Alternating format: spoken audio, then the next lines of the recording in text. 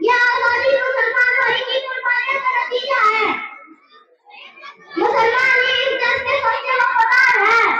اس دیش کے چپے چپے ہر ذرے ذرے میں مسلمانوں کا ہاتھ ہے۔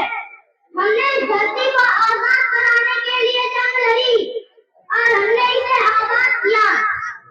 جب پولیس کو کی ضرورت پڑی، جب پولیس کو کی ضرورت پڑی، سب سے پہلے ہماری گردن کٹی۔ پھر بھی کہتے ہیں ہم